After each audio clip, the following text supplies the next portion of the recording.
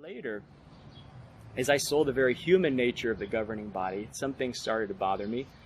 Sometimes there would be arguments. There would be, and you would hear the occasional. I would sit outside the meeting room, but you could still hear through the doors.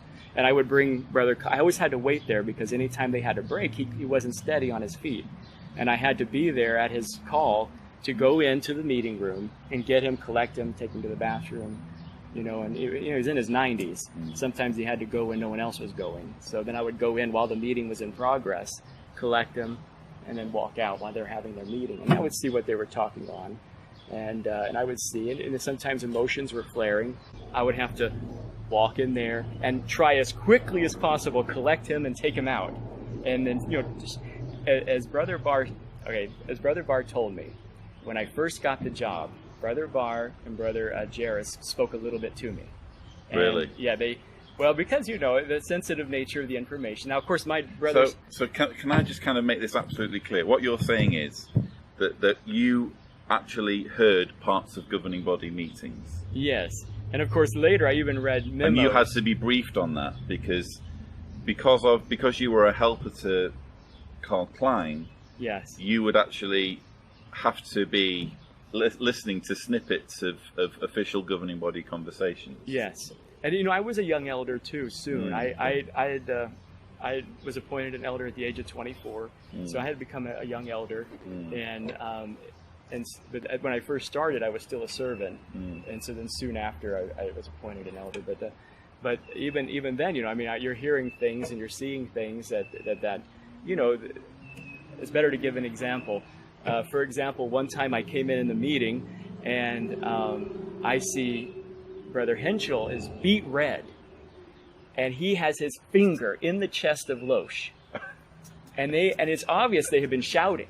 Really? And I saw that. Now in my mindset, like when I first got the job, I told you, with working with older governing body with Klein, that my department overseer spoke with me, and then Brother Barr spoke with me, and he explained to me how happy they were I was coming there to help, and because he worked in the writing department with Klein too, and how what a tremendous privilege this is. And he said, "Oh, now Howard, this is a tremendous privilege that you have here to help one of Christ's brothers."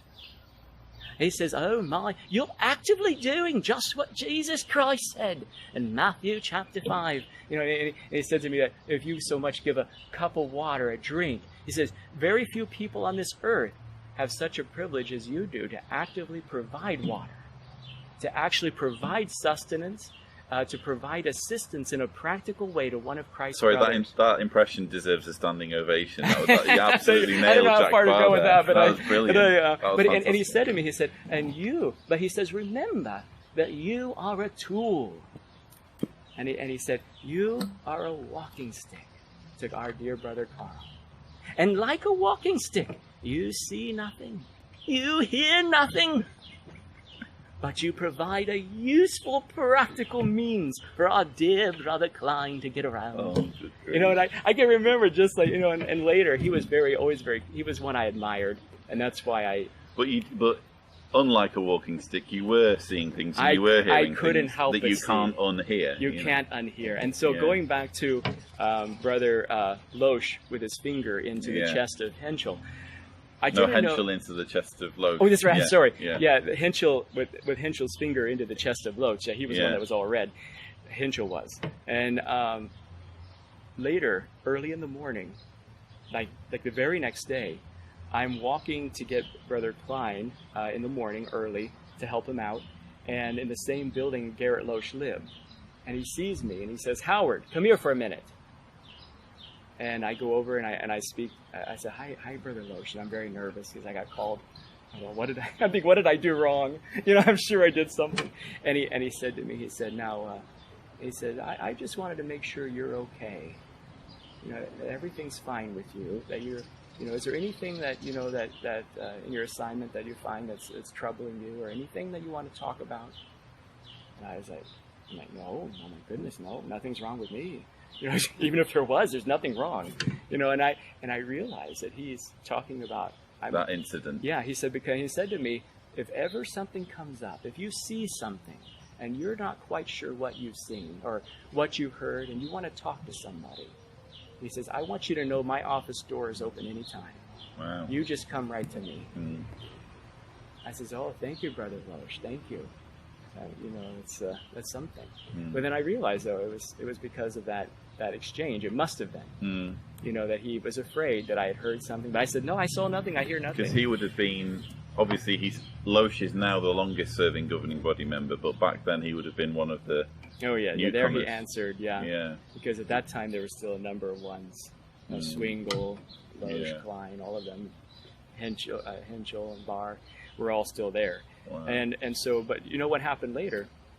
Not long after that, well, first we saw the circulating manuscripts within a month later, and then over a year later, we heard about it in the organization throughout the regular means of communication. And that is that Brother Henshel had humbly stepped down from his office as president of the Watchtower Bible and Tract Society of the corporation. So he was, I mean, obviously the whole situation with the presidency changed in 1975, but you're saying that he was trying to kind of maybe leverage that position a little bit again. From what I had heard and talking, just overheard a little bit, is the idea that he had felt some attachment, and he felt that it was kind of a slighting of him.